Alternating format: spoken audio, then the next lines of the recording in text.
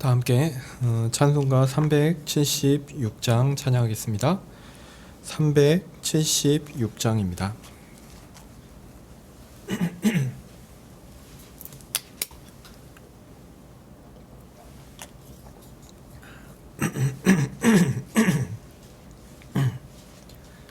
(376장입니다) 내 평생 소원 이것뿐 주의 일 하다가 이 세상 이별하는 날 주 앞에 가리라. 꿈같이 헛된 세상 일 취할 것 무엇냐. 이 수고함 많아여도 헛된 것뿐일세. 불같은 시험 많으나 겁내지 맙시다. 구주의 권능 크시니 이기고 남겠네. 금보다 귀한 믿음은 참 보배 되도다. 이 진리 믿는 사람들 다 복을 받겠네. 살같이 빠른 광음을 주위에 아끼세. 온 몸과 마음을 바치고 힘써서 일하세. 아멘. 아멘.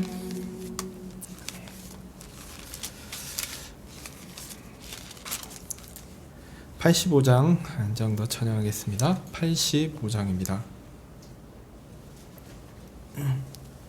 구주를 생각만 해도 내 맘이 좋거든. 주 얼굴 뵈올 때에야 얼마나 좋으랴.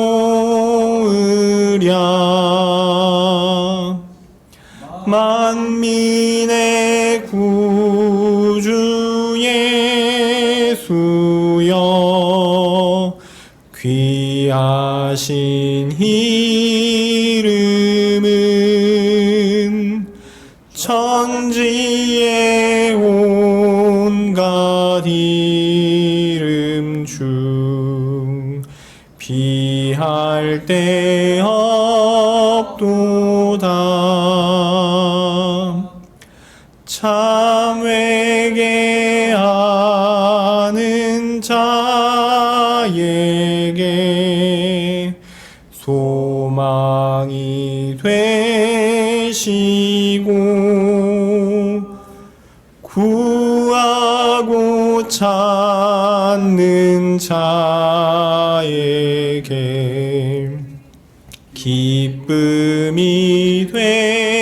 되신다. 예수의 넓은 사랑을 어찌 다 말하랴. 그 사랑 받은 사람만 그 사랑 알도다. 사랑의 구주 예수여, 내 기쁨 되시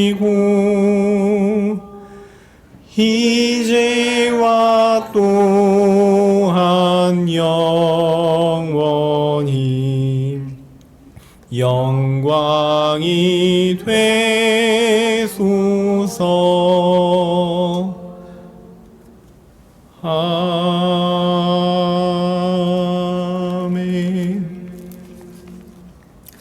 사도신경으로 우리의 신앙을 고백하겠습니다.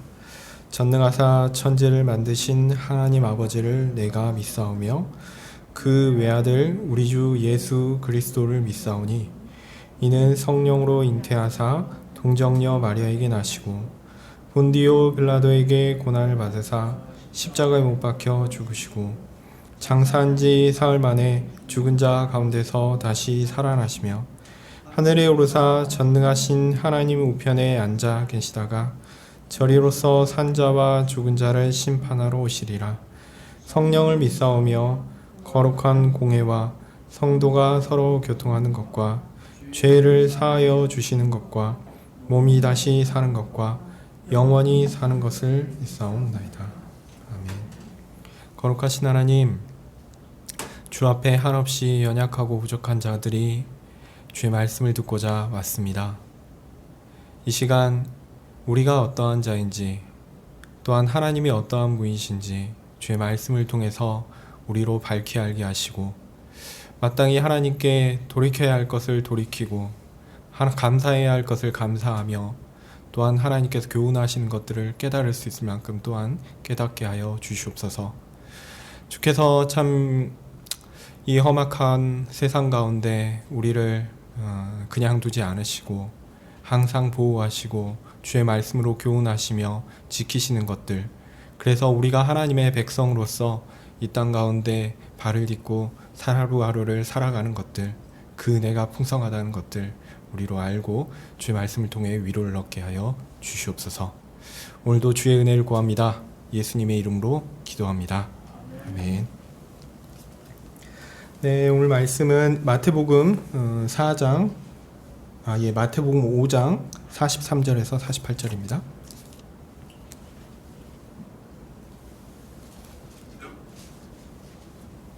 마태복음 5장 43절에서 48절입니다. 제가 읽겠습니다. 내 이웃을 사랑하고 내 이웃을 다시 읽겠습니다. 또 내 이웃을 사랑하고 내 원수를 미워하라 하였다는 것을 너희가 들었으나 나는 너희에게 이르노니 너희 원수를 사랑하며 너희를 핍박하는 자를 위하여 기도하라. 이같이 한즉 하늘에 계신 너희 아버지의 아들이 되리니 이는 하나님이 그 해를 악인과 선인에게 비추게 하시며 비를 의로운 자와 불의한 자에게 내리우심이니라. 너희가 너희를 사랑하는 자를 사랑하면 무슨 상이 있으리요? 세리도 이같이 아니하느냐? 또 너희가 너희 형제에게만 무난하면 남보다 더 하는 것이 무엇이냐? 이방인들도 이같이 아니하느냐? 그러므로 하늘에 계신 너희 아버지의 온전하심과 같이 너희도 온전하라. 아멘. 계속 성화에 대해서 이제 살펴보고 있는데요. 지난번 설교 때는 제가 사무엘하 6장 12절에서 15절 말씀을 가지고 거룩의 기준이 무엇인지에 대해서 말씀드렸습니다. 하나님을 사랑하고 하나님을 섬기는 일의 시작은 그 사랑과 섬김에 대한 하나님의 기준이 무엇인가를 정확하게 아는 것입니다. 경건한 성도들 가운데 이런 생각을 하시는 분들이 의외로 많습니다. 이렇게 하면 하나님께서 기뻐하시겠지. 이런 나의 진심은 인정하실 거야. 이렇게 생각하면서 최선을 다해 경건한 삶을 살려고 노력합니다. 그런데 문제는 그런 열심의 방식이 하나님께서 정하신 원리, 하나님께서 원하시는 그 방식이 아니라는 점이 문제입니다. 마치 수학시험을 보는데 열심히 영어 공부를 하고 나서 시험을 봅니다. 그리고 나서 내가 열심히 공부했으니까 좋은 결과를 얻을 거야. 이렇게 생각하는 것이나 다름없습니다. 성화나 거룩에서 중요한 것은요, 첫 번째 되는 것은요, 사람의 진심이 아닙니다. 사람의 열심이 아닙니다. 첫 번째는 하나님께서 정하신 의의 기준과 또한 그것을 이루는 수단을 바로 알고 동의하며 그것에 순종하여 따르는 것이 먼저입니다. 물론 그 이후에는 당연히 이런 지식과 동의와 순종에 사람의 진심과 열심이 뒤따르게 되겠죠. 그러나 먼저는 하나님께서 정하신 것이 무엇인가, 하나님께서 정한 방식이 무엇인가, 그것이 가장 우선입니다. 사무엘서의 말씀과 같이 등장인물의 중에 주요 인물이 다윗과 우사가 있었죠. 그들은 열심히 부족한 것이 아니었습니다. 그들에게 필요한 것은 하나님께서 정하신 원리를 따르는 것이었습니다. 그 원리를 인정하지 않는다면, 그 원리를 따르지 않는다면 그들의 열심이 아무리 대단한 것이라 할지라도 헛것이 될 수 있습니다. 우사의 경우 어떻습니까? 우사는 그 집안 전체가 하나님의 언약궤를 지키기 위해 몇십 년 동안 수고하며 노력한 사람들입니다. 그들의 노력이 아주 가치 없거나 이게 쓰잘데기 없거나 그런 게 아닙니다. 그들의 수고는 대단한 것이었어요. 몇십 년 동안 정성을 들였죠. 다윗은 또 어떻습니까? 언약궤를 다윗성으로 옮기기 위해서 그 언약궤를 옮기는 그 행사를 국가 최고의 행사로 매우 많은 사람을 동원하고 돈을 동원해서 중요하게 신중하게 치르려고 했습니다. 그런데 결국 문제는 그들의 행위가, 그들이 행한 방식이 하나님이 정하신 기준, 하나님이 정하신 그런 원리에 맞지 않았다는 거죠. 그래서 하나님은 그들의 행사를 기뻐하지 않으셨습니다. 그러므로 거룩과 성화는 사람의 마음과 동기와 열심을 자극하는 것이 우선이 되어서는 안 됩니다. 열심히 하나님을 위해 사십시오. 이렇게 사람 마음을 감동시킬 수 있어요. 그리고 우리의 열심을 자극할 수 있어요. 근데 그게 우선이 아닙니다. 하나님께서 원하시는 삶의 원리를 알고 거기에 마음으로 동의하며 거기에 순종하며 따르는 것이 우선입니다. 사람 마음의 열정과 열심은 이런 하나님의 원리를 따르면서 자연스럽게 생기는 결과이지 거룩과 성화를 만들어내는 동기가 아닙니다. 그래서 교회의 모든 일에는 교육이 필요합니다. 신앙의 연륜이 짧은 분들에게 여러 교회의 중요한 일들을 맡기는 것은 사실 적절하지 않습니다. 왜냐하면 그게 잘못되어서 하나님의 원리를 모른 채 그저 사람의 열심과 사람의 진심으로만 할 수 있거든요. 또 젊은 청년들에게 너무 과도한 봉사의 부담을 지우는 것도 그런 의미에서 적절하지 않습니다. 오히려 젊은 청년들은 배워야 돼요. 많이 배우고 많이 보살핌을 받고 그 교회가 배려해 주는 가운데 이렇게 교육을 받아야 됩니다. 목회자는 성도들에게 거룩에 대한 바른 성경적 원리들을 체계적으로 교육하고 이 교육을 통해서 성숙한 성도들이 교회의 일을 담당하도록 하는 것이 적절합니다. 거룩과 성화를 향한 바른 지식의 교훈을 교육하는 시스템이 단단히 정립되어 가는 것이 바로 교회가 바르게 세워가는 모습이라고 할 수 있습니다. 꼭 기억하셨으면 좋겠습니다.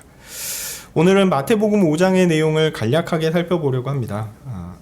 간략하지 않을 수도 있지만 어쨌든 살펴보면서 성화의 삶이 우리에게 주는 우리의 존재에 대한 그런 존재론적 가치를 좀 말씀드리고요. 더해서 마지막에 구원론에 대한 결론으로서 구원의 과정에서 성화가 가지는 종합적 성격을 말씀드리는 것으로 구원론에 대한 설교를 마치려고 합니다. 먼저 오늘 말씀을 좀 보겠습니다.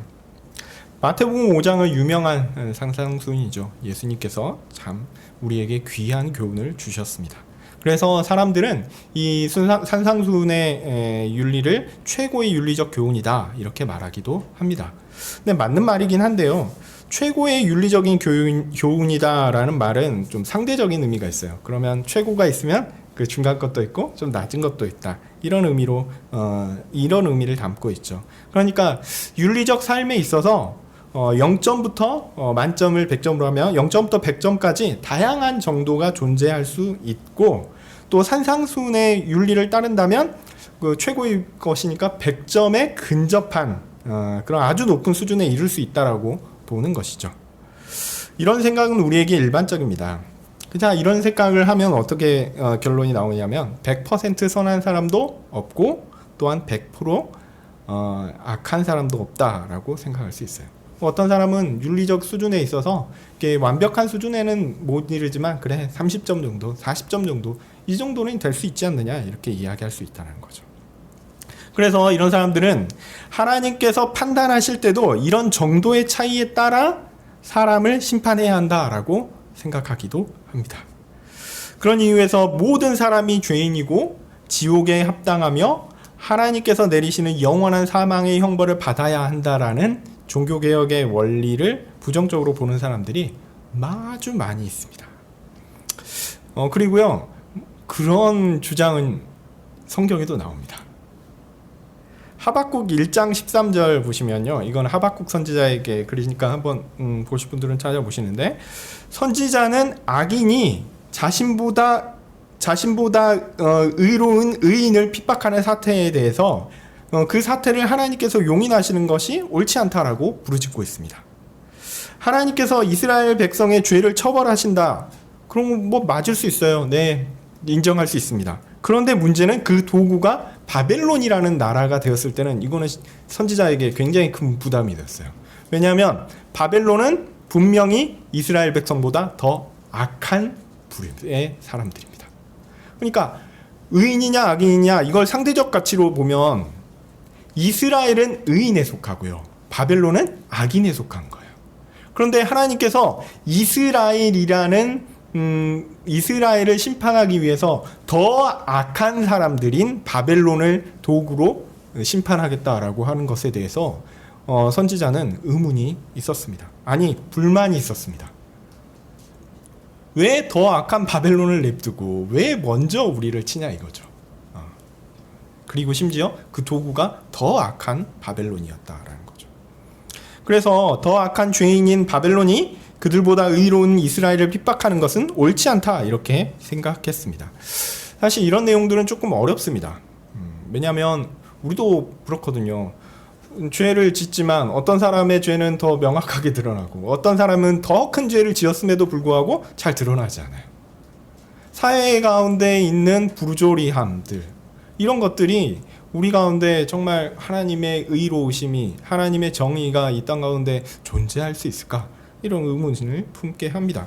그리고 교회 가운데 이 일들이 발생하는 거 보면 교회가 오히려 경건하고자 하는 사람들이 더 세상 가운데 핍박을 받는 일들이 많거든요.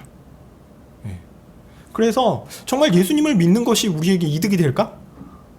이런 의문을 낳게 합니다.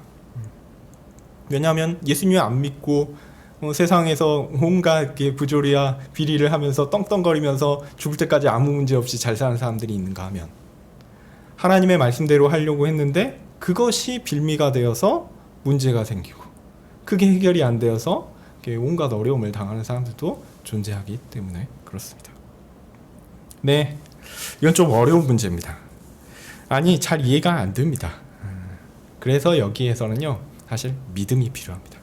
어떤 믿음이냐면 하나님께서 의로우신 분이다라는 믿음입니다. 그리고 또 하나의 믿음은 마지막 날에 하나님의 의가 온전히 이루어질 것이다 라는 하나님의 성품과 약속과 능력에 대한 확신과 의탁, 이게 필요합니다.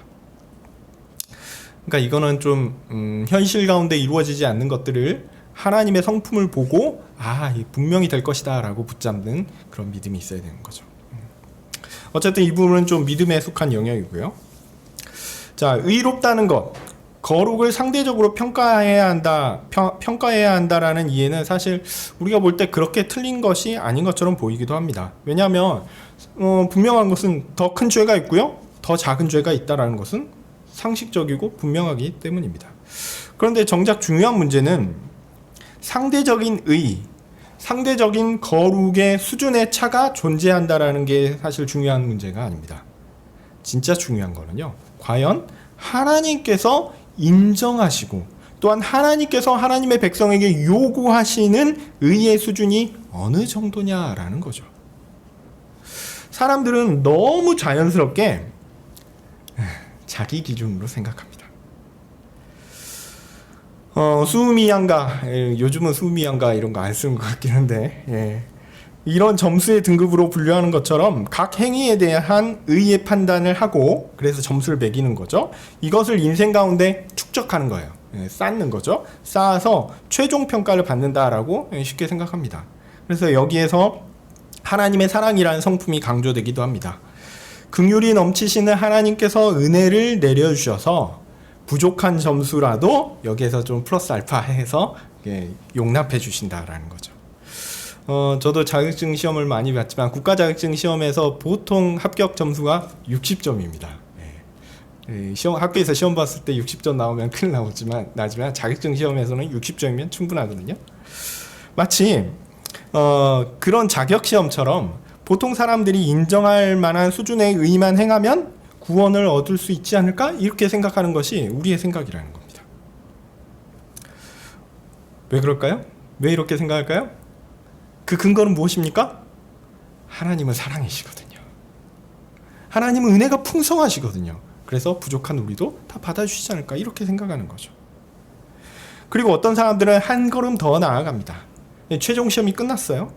그리고 점수가 부족한 사람이 있더라도 하나님께서 한 번 더 기회를 주시지 않을까? 그래서 이제 후손들이 그것에 도움을 주기도 하고 뭐 어떤 방법으로든 그렇게 기회를 또 한 번 주시리라 생각하기도 합니다. 그래서 이렇게 가톨릭에서는 연옥이 존재하죠. 연옥에서 갈고 닦습니다. 몇천 년 동안. 그러면 천국에 갈 수 있는 기회가 다시 생기는 것이죠. 예수님의 은혜가 너무 크니까 그것도 가능하다라고 봅니다. 그래서 결국 그리고 심지어 하나님의 사랑이라는 풍성한 은혜 덕분에 이게 너무 크니까 결국은 모든 사람이 구원에 이를 것이다 라고 생각하는 낙관적 판단도 존재합니다. 그러니까 모든 사람이 결국은 하나님의 사랑 때문에 다 구원 받을 거야 이렇게 생각하는 거죠. 그런데 문제는 그런 생각은 그냥 그렇게 생각하는 사람들의 생각일 뿐이다 라는 사실입니다. 하나님은 그렇게 말씀하지 않으세요. 사람들이 자꾸 하나님의 성품을 자기가 판단해서 하나님은 이런 것을 이렇게 요구할 거야 라고 누가 생각해요? 자기 머릿속으로 생각하고 그게 합당하고 합리적이다 라고 생각하면서 다른 사람에게 설득하고 그걸 전파합니다. 또 들은 사람들은 인간적인 사고에서는 우리의 그런 어떤 상식적인 사고에서는 그게 맞거든요. 그래서 거기에 동조하고 또 이렇게 함께 가려고 하기도 합니다. 근데요, 하나님은 그렇게 말씀하시지 않으셨어요. 하나님이 요구하시는 의와 거룩의 수준은요, 합격점이 분명히 있습니다. 어느 정도일까요? 놀랍게도 하나님은 100%의 순종을 요구하십니다. 100%의 순전한 의가 마땅한 것이라고 말씀하십니다. 여기에 이르지 못하면요, 유감스럽게도 하나님이 인정하지 않으십니다. 그 외의 의는 부족한 것입니다. 그리고 부족한 의로는 하나님이 인정하시는 의에 이르지 못합니다. 이게 문제입니다. 그런데 이렇게 말하면 상당히 부당한 것처럼 사람들이 여깁니다. 상대적 의의를 다 무시하는 것 같으니까요. 여러분들은 어떻게 생각하십니까? 오늘 본문으로 돌아가서 말씀드리도록 하겠습니다. 43절에서 예수님은 당시 사람들 가운데 있는 일반적인 생각을 말씀하시죠. 보통 사람들은 어떻게 이야기하냐면 이웃을 사랑하고 원수를 미워하는 것이 마땅하다라고 말합니다. 당연하죠. 이웃을 사랑해야지 이웃은 미워하고 원수는 사랑하고 이러면 되겠습니까? 안 되죠. 가까이 있는 사람을 챙기는 게 우리에게 순리 아닙니까? 내 곁에 있는 이웃을 사랑하는 것이 먼저고 나와 멀리 있는 또한 나를 싫어하는 사람들을 미워하는 것, 이것은 정서적으로 너무나 당연해 보입니다. 솔직히 어떻게 우리가 모든 사람을 사랑할 수 있습니까? 불가능하죠. 사랑을 다 하고 싶어도요, 아끼고 돌보고 마음을 쓰는 것은 에너지를 쓰는 것이고 우리의 제한된 그 능력을 쓰는 건데 이거 멀리 있는 사람들한테는 또 안 됩니다. 그러니까 상대적으로 보면요, 아끼고 가까이 있는 사람, 그리고 내 마음에 좀 돌봐야 된다라고 생각하는 사람들에게 더 많은 시간과 노력을 베품으로써 사랑을 베푸는 것이 당연합니다. 그리고 멀리 있는 사람은 자연스럽게 그 가까이 있는 사람보다 그 시간과 노력을 덜 쓰게 되어서 상대적으로 덜 사랑하는 것이죠. 이걸 상대적으로 덜 사랑하는 것을 부정적으로 바꾸면 미워한다라고 이야기할 수도 있을지 모르겠습니다. 어떻게 모든 사람을 사랑하는 것이 가능할까요? 그건 불가능하지 않습니까? 예수님의 말씀은 우리에게 불가능한 것을 요구하시는 것 같습니다. 물론 여기서 이제 이러한 기준에 대해서 이게 말씀드리려면 더 다른 부분을 이야기하겠지만, 제가 여기서 그 말씀드리려고 하는 부분은 한 가지 포인트는 바로 이것입니다. 말씀드릴게요. 여기서 생각했으면 하는 한 가지 포인트는요, 이웃은 사랑하고 원수는 미워하라라는 이 말에 담긴 사랑의 원리, 이웃을 어떻게 정하는가라는 원리에 대해서 생각해 보려고 합니다. 자, 이웃은 누구이고 원수는 누구입니까? 물리적인 거리는 아니라고 하더라도 내 곁에 가까이, 내 마음으로 가까이 있는 사람을 사랑하고, 반대로 나와 멀리 있고 내 마음으로도 먼 사람은 별로 사랑하지 않는 것이 당연하다라는 말에는 어떤 원리가 있습니까? 여기에는요, 이웃의 범주를 결정하는 나라는 사람의 관점이 제일 중요하다라는 자기중심적 이웃 결정의 원리가 들어가 있습니다. 이웃을 결정하는데 그 기준이 누구라는 거예요? 그것을 판단하는 사람이 누구라는 거죠? 나라는 거예요. 이웃과 원수의 정의는 누구에 의해서 주어지냐면 나라는 사람에 의해서 정해지는 거죠. 그리고 이를 구체적으로 설명하면 내게 잘해주고 곁에서 나를 위해주는 사람이 나의 이웃이요, 나와 거리가 있고 나를 만족시켜주지 않는 사람은 원수가 되는 것입니다. 이 경우에 나라는 사람이 이웃과 원수를 정의하는데 앞서 일종의 선언적인, 그러니까 일종의 먼저 전제된 경험을 통해서 이웃과 원수를 정의하고, 그래서 어떤 사람은 사랑하고 어떤 사람은 미워하게 되는 결론을 낳게 된다는 겁니다. 쉽게 얘기해서 내게 잘해주는 사람을 사랑하고 잘해주고요, 내게 나쁘게 하는 사람을 미워하고 싫어하게 된다는 거죠. 여기에는 철저하게 자기중심적 판단이 있습니다. 그러니까 내 이웃이 되려면, 내게 사랑을 받으려면 먼저 나를 기쁘게 하고, 먼저 내게 좋은 인상을 남기고, 먼저 나의 판단에 긍정적인 무엇인가를 줘야 해 라고 생각하는 것입니다. 그렇게 해야지 내가 사랑할 수 있다라고 이야기하는 것이죠. 나를 기분 나쁘게 하고 나에게 나쁜 인상을 남기고 나의 판단에 부정적인 것을 준 사람들은 내가 미워할 거야 라고 생각하는 것입니다. 그 사람들은 미움을 받기에 충분한 사람들이다 라고 판단하는 것이죠. 결국 내게 잘해주는 사람을 사랑하고 잘해주고 내게 못해주는 사람을 미워하겠다라는 겁니다. 그래서 여기서 나라는 사람은 이웃을 결정하는 데 있어서요, 자기가 어떤 주도적으로 누가 나의 이웃이고 누가 나의 원수인가 이것을 결정하지 않고 수동적으로 결정하는 것입니다. 상대방이 나에 대해서 어떻게 대하는가를 보고 이걸 기다립니다. 아, 저 사람이 나에게 좋게 해주면 그래, 내가 잘해줘야지. 그리고 나쁘게 해주면 나도 나쁘게 해야지. 이런 식이죠. 상대방이 나에 대해서 어떻게 하는가를 기다리고 그에 대한 반응으로 자신의 입장을 결정하는 것이죠. 그래서 나라는 사람은요, 이웃이 누구인가를 결정하는 판단자가 되는 것입니다. 이런 이웃 결정의 원리는 사람이 항상 다른 사람과 관계를 가지는 사회적인 존재라는 점에서 사실 별로 문제되는 것이 아니다라고 생각될 수 있습니다.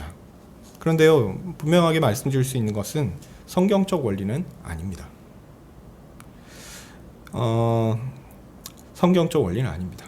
근데 그렇다고 해서 이게 꼭 나쁜 것이냐 이렇게 얘기하면 또 세상 사람들은 이거를 다 이런 식으로 생각하니까 일반적으로 세상 사람들에게 어떤 식으로 접근해야 될 건가라는 부분은 우리가 좀 생각해 볼 필요가 있다고 생각합니다. 어쨌든 일반 사람들에게는 성경적 원리가 적용되지 않거든요. 왜냐하면 세상 사람들은 성경이 이걸 원하고 하나님이 이걸 요구해라는 것들에 대해서 들으려고 하지 않아요. 그러니까 우리가 그 세상 사람들이 성경적 원리를 가지고 있지 않다고 해서 야단치는 것은 솔직히 좀 말이 안 됩니다. 우리 그리스도인들에게 말할 수는 있겠죠. 어쨌든 그럼에도 불구하고 이런 세상적 원리가 잘못된 것이다라는 것을 그들이 이해할 수 있는 방식으로 설명할 필요는 있는 것 같습니다. 이웃 결정의 원리는 매우 불완전한 것이기 때문에 그렇습니다. 왜냐하면 내게 잘해주는 사람을 내가 잘해주고 내게 못해주는 사람을 내가 싫어하겠다 이렇게 생각하는 것 자체가 굉장히 이게 불완전한 것이다라는 것은 분명하기 때문에 이 부분은 좀 설명해 줄 필요가 있어요. 이 부분에 대해서 말씀드릴 텐데, 제가 대학 시절부터 여러 차례 이런 부분에 대해서 얘기한 적이 있는데 저라는 사람이 좀 신뢰할 만한 사람이 아니라서 그런지 또 제가 말하는 것들에 대해서 동의하거나 인정해 주는 사람이 별로 없었습니다. 근데 근래 들어서 저와 똑같은 이 말을 하는 사람들이 있더라고요. 저 깜짝 놀랐습니다. 문구도 똑같았어요. 그래서 이게 뭐 저만의 생각은 아니겠구나 이렇게 생각했는데, 무슨 얘기냐면 상처는 주는 것이 아니라 받는 것이다 이렇게 주장하시는 분들이 있었어요. 제가 20년 전부터 했던 얘기입니다. 우리는 상처받는다는 말을 자주 합니다. 당신의 말이, 당신의 행동이 나를 찌르고 아프게 했으니 나의 고통은 당신 탓이야 라는 거죠. 당신 때문에 내가 아파 이렇게 이야기합니다. 그런데요, 사실 이거 전혀 맞지 않는 말입니다. 우리는 죄인입니다. 여기서 출발해야 돼요. 우리는 죄인입니다. 죄인이라는 의미는 뭐냐면요, 우리에게 들어오는 어떤 것이라도 나의 죄성을 통해서 들어온다는 얘기입니다. 그리고 물론 나에게서 나가는 것, 우리로부터 나가는 것도 죄성을 통해서 왜곡되어 나갈 수밖에 없습니다. 그것은 우리가 관계하는 모든 상대방들도 마찬가지입니다. 우리는 상대방의 죄로 인해서 왜곡되어 나오는 것을 또한 우리의 죄로 인해 왜곡된 상황에서 받아들입니다. 그러니까 모든 관계에서 최소한 왜곡이 몇 번은 있는 거죠? 2번은 있는 겁니다. 그 사람의 죄로 말미암은 왜곡, 그리고 그것을 받아들이는 나의 왜곡. 구원받은 사람이라도요, 어쩔 수 없습니다. 여전히 우리는 죄를 완전히 벗어나지 못하기 때문에 그렇죠. 어떤 의미에서 상처받는 것은요, 너무 당연한 일이기도 합니다. 왜냐하면 상대방의 죄와 나의 죄가 중간에 있는데 어떻게 이게 제대로 전달이 되겠습니까? 안 되죠. 네, 상대방의 죄 문제와 나의 죄 문제가 함께 작용해서 상호 관계를 통해서 내게 오는 것이 좋은 것일 가능성이 높을까요? 나쁜 것일 가능성이 높을까요? 당연히 나쁜 것일 가능성이 높습니다. 그래서 상대방의 의도와 관계없이 죄 때문에 상처를 받습니다. 죄 때문에 고통을 받을 수 있습니다. 더하여 우리는 제한된 존재입니다. 우리는 상대방이 어떻게 생각하느냐 그거 잘 모릅니다. 상대방이 진심 잘 모릅니다. 사실 나 자신의 정확한 마음도 모를 때가 많습니다. 내가 어떻게 생각하고 내가 어떻게 판단하고 내가 어떻게 느끼는지 잘 모를 때가 많아요. 또한 나의 마음이나 나의 마음이 행동이나 말로 표현될 때 얼마나 부족함이 많은지 우리는 매 일상에서 경험합니다. 제가 자녀들을 참 사랑합니다. 근데 아이들이 그걸 못 느낄 때가 너무 많아요. 저는 억울하죠. 근데 이게 전달이 안 됩니다. 제 문제도 심각하고 아이들도 심각합니다. 그러니까 상대방이 나를 대할 때 나쁜 의도로 했는지 선한 의도로 했는지 정확하게 분석하는 것이 가능할까요? 불가능할까요? 불가능해요. 실제로 불가능합니다. 매우 어렵습니다. 그래서 많은 사람들은 상호 신뢰 관계가 형성된 상태에서야 조언이나 아니면 도움이 가능하다고 말하기도 합니다. 네, 그 말은 또 일리가 있습니다. 맞기도 하고요. 아무리 맞는 이야기, 아무리 좋은 이야기를 해도 그 이야기를 하는 사람이 믿을만하지 않다라고 판단되면 그 이야기는 그냥 받아들여지지 않는 것입니다. 오히려 아무리 좋은 의도를 갖고 했다 하더라도 상처를 주는 이야기가 될 수 있습니다. 결국은 상호 신뢰 관계를 쌓아야 한다는 거죠. 근데요, 이런 원리를 생각해 보면 아까 제가 이웃 결정의 원리에 대해서 말씀드렸잖아요. 이거 똑같은 겁니다. 결국 나는 당신이 내게 어떻게 하느냐에 따라 그 느낌을 보고 내가 긍정적으로 받으면 받을 것이요, 내가 부정적으로 느끼면 싫어하며 배척할 것이다. 이렇게 하는 것이죠. 결국 당신이 내게 어떻게 하느냐에 따라 나의 태도를 결정할 것이다. 그리고 이 모든 것을 결정하는 주체는 나다. 이렇게 생각하는 것입니다. 결국 제가 이게 상처 문제에 대해서 이렇게 말씀드렸지만 이것은 43절에서 말하는 바와 같이 세상 사람들이 이야기하는 이웃을 사랑하고 원수를 미워하라는 교훈과 같은 수준에 머무르는 것이나 마찬가지입니다. 옳지 않습니다. 이런 것들에 대해서 46절과 47절에서는 어떤 이야기를 하죠, 예수님이? 이것은 세리와 같은 것이다. 이런 것은 이방인의 사랑과 같은 것이다 라고 말씀하십니다. 자, 그러면 그리스도인의 사랑은 어떠해야 할까요? 일단 사랑의 대상을 결정하는 데 있어서 다른 사람이 내게 잘해주면 잘해주고 못해주면 못해주리라, 이런 수동적인 입장을 취해서는 안 됩니다. 내가 평가자와 판단자의 입장에서 이웃을 정하는 것은 세상 사람들이 하는 것과 똑같은 거거든요. 옳지 않습니다. 우리는 한 걸음 더 나아가야 합니다. 45절에서 하나님의 보편적 사랑의 원리를 보라고 예수님은 말씀하십니다. 하나님은 악인이나 선인이나 모두에게 해를 비춰주시고 비를 내려주십니다. 하나님 사랑의 원리는 우리에게 이웃과 원수를 우리가 결정하고 정해서 사랑을 차등적으로 베푸는 것이 옳지 않다라는 것을 알려줍니다. 이웃을 정하고 내 이웃은 누구인가 그것을 정하고 내 원수는 누구인가 이런 것을 판단할 권리는 우리에게 있지 않습니다.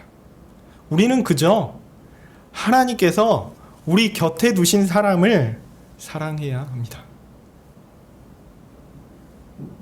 그 사람이 내게 사랑을 베풀면 감사함으로 받으면 되고요. 그래서 그 사람에게 또 동일한 사랑을 베풀면 되고요.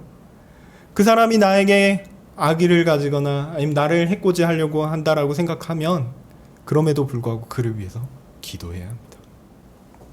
그저 하나님께서 우리 곁에 두신 사람이 다 나의 이웃이다라고 생각해야 한다는 거죠. 그 사람이 나에게 적의를 품든 호의를 품든 그들을 일방적으로 원수로 규정하고 미워할 권리는 우리에게 없습니다. 물론 이 말씀을 오해해서 우리가 무조건 우리에게 있는 것을 다 나눠야 된다, 베풀어야 된다, 이렇게 말씀드리는 것은 아닙니다. 물론 현실 가운데 이거는 거의 불가능한 일이기도 하고요. 원리적으로 그렇기도 하고, 그리고 너무나 명백한 적의를 가지고 교회와 성도를 파괴하는 사람들에게 하나님의 의로우심을 분명히 드러내는 것은 너무나 옳은 일입니다. 그러니까 아닌 것은 아니다라고 잘라야죠.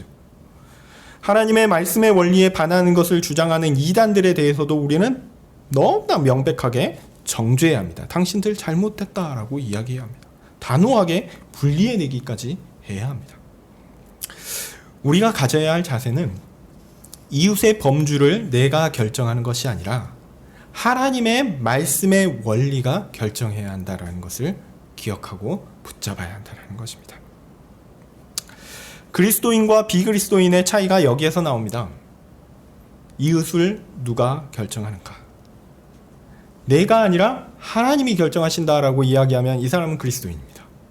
근데요, 하나님이 어떻게 생각하시는가 나는 그런 건 관심 없고 나는 내가 결정할래. 내가 미워할 사람, 내가 좋아할 사람, 내가 결정하지 누가 하는가? 이거는요, 심하게 얘기해서 그리스도인이 아닙니다. 자, 우리는 이런 삶을 어떻게 살 수 있을까요?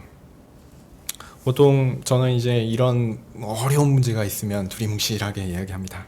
지혜롭게 살아야 합니다. 하나님께서 각자에게 각기 다른 복잡한 상황을 주시기 때문에 하나님께서 주시는 지혜와 힘을 따라서 각자의 자리에서 최선을 다해 하나님의 뜻을 따라 사랑을 베풀어야 합니다. 이게 지혜로운 삶이죠. 근데요, 뭐 이렇게 해서 이렇게 하고 넘어가기에는 이 부분이 좀 중요한 것 같고, 또 제가 생각하기에 하나님 말씀의 원리를 우리에게 적용하는데 중요한 하나의 지침이 하나 있으면 좋겠다라고 생각하는 부분이 있어서 말씀드리려고 합니다. 상처받지 않기 위한 하나의 방어 기제라고 할 수도 있겠고요. 이웃 결정의 원리에서 실수하지 않기 위한 제안이기도 합니다. 그리고 특별히 그리스도인들 사이에서는 꼭 적용되어야 할 상황이라고 생각됩니다. 우리는 우리가 관계하는 모든 삶의 관계에서 상대방의 호의를 전제해야 합니다.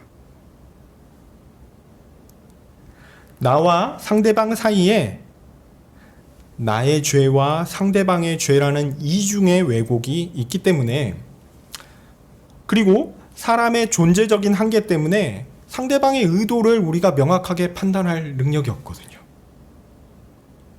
그래서 그 상대방이 나에 대해서 호의로 행하고 말한 것인지 아니면 비꼬기 위한 것인지 알지 못합니다.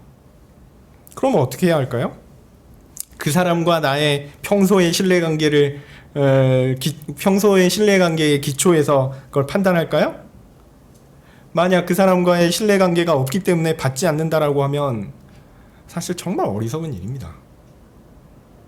정말 옳고 바른 것을 하나님께서 그 사람을 통해서 내게 말씀하시는 경우가 있어요. 근데 그 사람은 얘기는 내가 별로 신뢰가 안 되니까 안 들을래 라고 결정해버리면 누구 말을 안 듣는 게 됩니까? 하나님의 말씀을 안 듣는 게 되는 거예요. 정말 옳고 바른 것을 하나님께서 그 사람을 통해 내게 주실 수 있는데 그걸 내 마음대로 무시하는 것이 될 수 있습니다. 이것은 옳지 않습니다. 그 사람이 말하는 표정과 눈빛 가운데 그 사람의 진심을 한번 판단하려고 노력해 볼까요? 호의인지 비꼬는 것인지 긍정적인 것인지 부정적인 것인지 돕고자 하는 것인지 놀리고자 하는 것인지 판단해 볼까요? 다시 한번 말씀드리지만 우리는 진심을 파악할 능력이 없습니다. 진심은 통하지 않습니다. 진심은 왜곡될 뿐입니다. 우리는 죄인이라서 그 진심이 다 왜곡되어 있습니다. 그러니까 우리는 어떻게 해야 될까요? 그 왜곡되어 있는 나의 판단을 믿으시면 안 됩니다. 그냥 저 사람이 나 좋으라고 얘기한 거겠거니 저 사람이 나에게 호의를 가지고 행동한 것일 거다라고 믿고 받아들이십시오. 우리는 상대방의 호의를 전제해야 합니다. 상대방이 내게 한 말과 행동이 나를 해하기 위한 것이 아니라 나를 돕고 내게 유익을 주기 위한 것이다 라고 먼저 전제하고 받아들여야 합니다. 물론 상대방이 지혜롭지 못하고 내 상황을 잘 이해하지 못하고 알지 못해서 적절하지 않은 말과 행동을 할 수 있죠. 그렇다고 나를 모르고 말했으니까 내가 받아들일 정도로 충분히 설득될 만큼 말하지 못했으니까 당신의 말과 행동은 듣거나 볼 가치가 없다라고 판단해 버리지 마십시오. 그렇게 하지 마십시오. 그런 것은 내가 판단하는 게 아닙니다. 우리는 그저 내 앞에 있는 현실을 보고 상대방의 말과 행동을 보면서 그 사람의 의도를 판단하려고 할 필요가 없습니다. 그냥 단순하게 호의라고 전제하고 저 사람이 좋은 의도로 생각하면서 얘기했겠거니 라고 전제하고 나를 향해서 한 그 사람의 말과 행동이 담긴 의미만 보십시오. 그 내용만 보십시오. 그리고 그 내용이 내게 유익이 되는 것 같아 라고 생각이 되면 받아들이고요. 그렇지 않으면 그냥 호의라고 생각하기로 했으니까 그래 나한테 좋은 얘기 해줬겠거니 이렇게 생각하시고 마음에 그냥 담아두시면 됩니다. 받아들이고 그것에 따라 행하느냐 행하지 않느냐는 내가 하는 거예요. 그런 상황을 유연하게 보시고 상황을 좀 주관적으로 그 사람이 어떨까 이렇게 복잡하게 생각하지 마시고 객관화해서 상황을 판단해서 내게 좋은 것만 취하면 됩니다.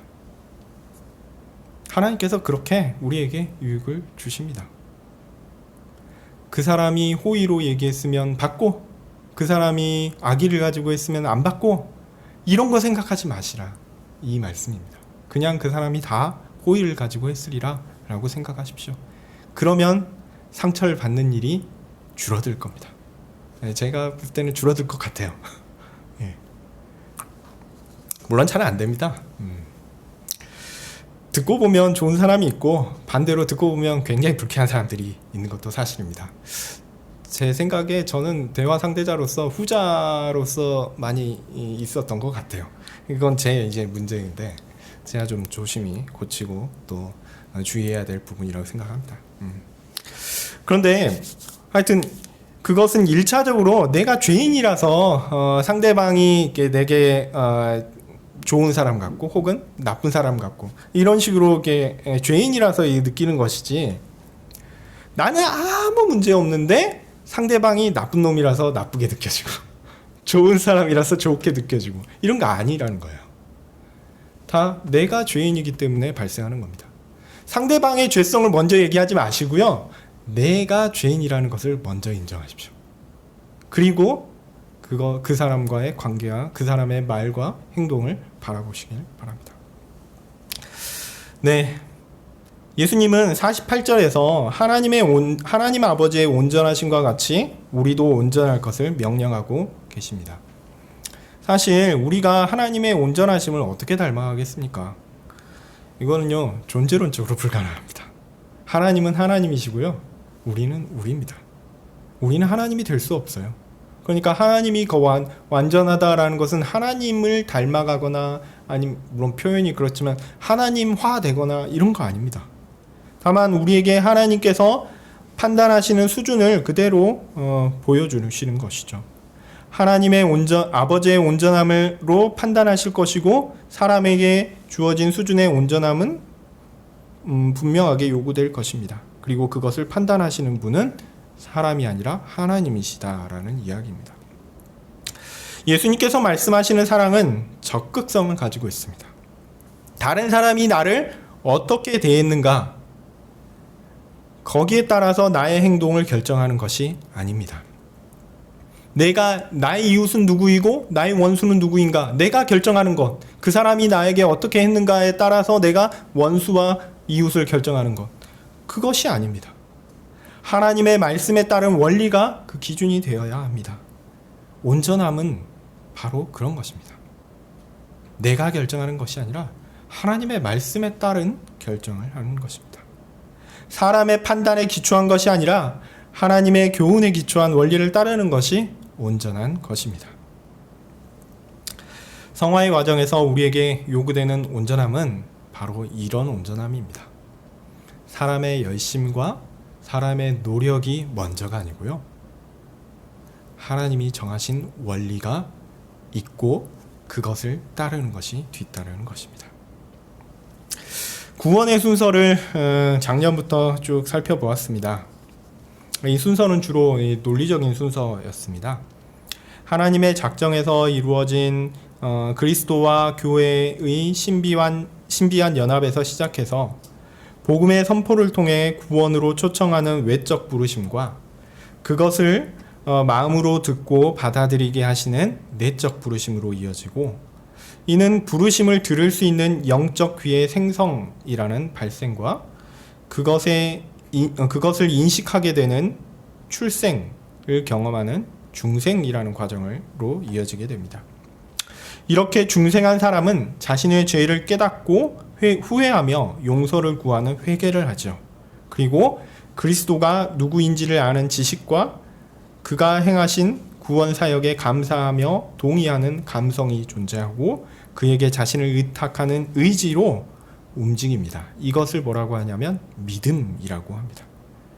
이렇게 회개와 믿음이라는 과정을 통해서 이것을 두 개를 합쳐서 회심이라고 얘기한다고 말씀드렸습니다. 이 회심의 과정을 겪게 됩니다. 이렇게 회개와 믿음으로 회심한 사람은 그리스도의 구속사역의 열매인 칭의를 얻어 거룩하게 됩니다. 하나님의 자녀가 됩니다. 성화는 이렇게 신분이 거룩하게 된 사람이 이제 삶에서 경험적으로 거룩이 무엇인지를 알고 경험하게 되는 현실을 가리킵니다. 물론 실제로 우리의 모습이 거룩해지는 것은 맞습니다. 근데 우리가 완성될 수준에 비하면 우리가 이 땅에서 경험하는 거룩은 수준이 굉장히 좀 낮아요. 그래서 너무 과도한 기대를 하시는 것은 실망할 가능성이 있습니다. 그냥 현실 가운데 하나하나 충실하게 성실하게 바라보면서 나아가는 것이 좀 적절하지 않은가 이렇게 생각합니다. 그리고 우리가 그리스도께 가는 그날 우리는 이 땅의 부족함과 연약함을 다 던져버리고 그리스도께서 완성하신 완전한 의를 누리게 될 것입니다. 이것을 다른 말로 영화라고 표현합니다.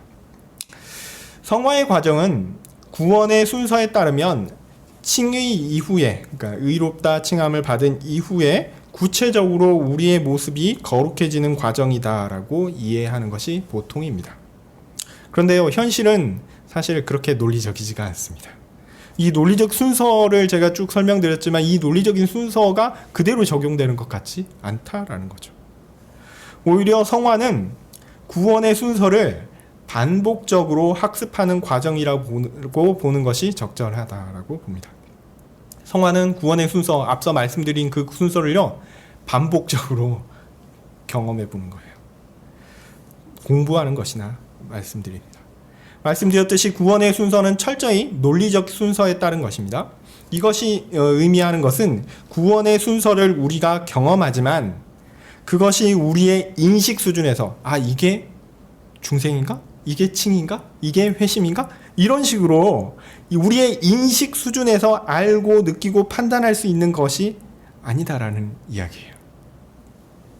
신비적 연합에서 내적 부르심과 또한 중생과 칭의의 모든 것들은 논리적으로 볼 때 사람이 태어나기 전에 발생하거나 혹은 이게 단계적으로 발생한다기보다 그냥 한 번에 꽝 하고 발생합니다.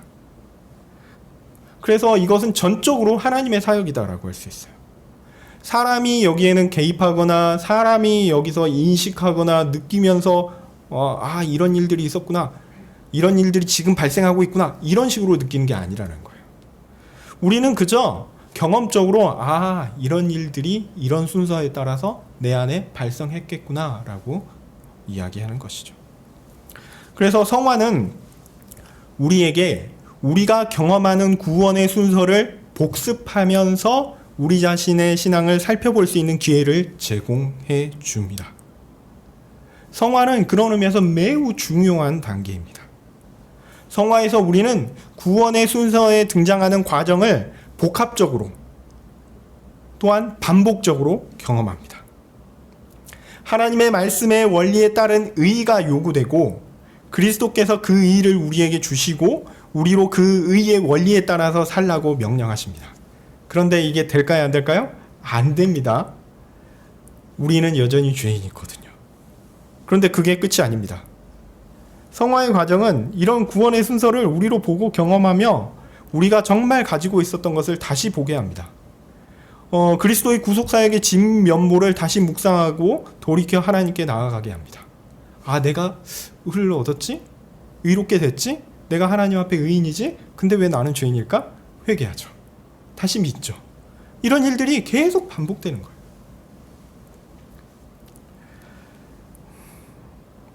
돌이켜 하나님께 나아가게 합니다. 다시 실패해서 잊어버리면 하나님은 우리로 다시 회개하게 하시고 다시 믿도록 하시고 우리가 다시 의를 얻는 것과 같은 그런 일들을 허락하시고 또한 다시 거룩으로 나아가게 하십니다.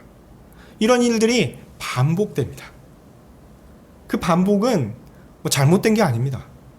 원래 우리는 성화라는 그런 반복적인 작업을 통해서 하나님께서 내게 베푸신 그 구원의 모든 순서들이 내게 이루어지고 있구나라는 것들을 학습적으로 알고 교육받게 하나님께서 계획하셨던 것입니다.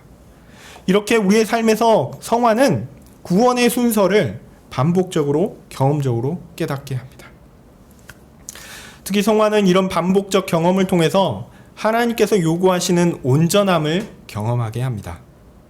우리가 추구하는 것이고 하나님 나라 가면 영원히 누리는 그것을 경험하게 하는 거죠. 그래서 성화를 그냥 우리가 거룩하게 되는 과정 이렇게 생각하시기보다 천국에 사는 삶을 연습하는 것이다 라고 생각하셨으면 좋겠습니다. 모든 거룩을 향한 삶의 총화, 곧 목적, 그것이 성화입니다. 반복의 의미를 이해하셨으면 좋겠습니다. 우리의 삶은 하나님께서 우리에게 구원의 신비를 알고 경험하며 영생을 누리는 데 도움이 되게 하시기 위한 목적을 가지고 있습니다. 우리의 삶에 굴곡이 많죠? 그 많은 굴곡들이 다 하나님께서 우리에게 주신 일종의 교육수단입니다. 이것을 통해서 내게 베푸신 은혜가 무엇이구나, 내가 받은 구원이 무엇이구나, 내가 하나님의 백성으로서 살아가는 것이 무엇이구나, 이런 것들을 다 알게 하시는 거죠. 우리에게 초점을 맞추신 하나님의 일하심이 바로 성화의 현장입니다. 하나님께서 우리에게 섬세하게 모두에게 적절하게 그 성화의 과정을 주시고 계십니다. 우리는 이런 하나님의 사역의 놀라운 은혜를 가지고 다시 하나님께 초점을 맞추며 하나님의 말씀의 원리를 따라 온전하게 살도록 그 온전한 삶을 향한 소망을 가지고 실천하며 살아야 할 것입니다. 이렇게 구원론에 대한 설교를 작년부터 쭉 했는데요. 이것으로 구원론에 대한 설교를 마치도록 하겠습니다. 잘 기억하실지 그리고 어느 정도 유익이 있으셨을지 잘 모르겠는데 하여튼 뭐 정리된 자료로서 나중에 책으로 나오면 한번 또 받아보셨으면 좋겠습니다. 기도하겠습니다. 거룩하신 하나님, 감사합니다. 우리를 구원하시고 우리를 거룩하게 하시니 감사합니다. 이 생에서 우리는 하나님의 백성이 아닌 것처럼 살아갈 때가 너무 많습니다. 아니, 과연 우리가 하나님의 백성일까 의심스러운 상황이 많습니다. 그러나 그 상황 가운데 하나님께서 우리에게 찾아오사 다시 회개하고 다시 믿고 다시 돌이켜 하나님께 나아가게 하시니 감사합니다. 우리를 놓지 않으시는 성화의 하나님의 사역을 통해 우리가 하나님께 나아갑니다. 하나님, 우리에게 다시 은혜를 베풀어 주시옵소서. 모든 것들이 다 하나님의 온전하신 그 기준에 따라 이루어지기를 소원합니다. 우리가 그러한 삶을 살 수 있게 도와주시옵소서. 예수님의 이름으로 기도합니다. 아멘. 하늘에 계신 우리 아버지여, 이름이 거룩히 여김을 받으시오며 나라의 임하옵시며 뜻이 하늘에서 이룬 것 같이 땅에서도 이루어지이다. 오늘날 우리에게 일용할 양식을 주옵시고 우리가 우리에게 죄 지은 자를 사하여 준 것 같이 우리 죄를 사하여 주옵시고 우리를 시험에 들게 하지 마옵시고 다만 악에서 구하옵소서. 대개 나라와 권세와 영광이 아버지께 영원히 있사옵나이다.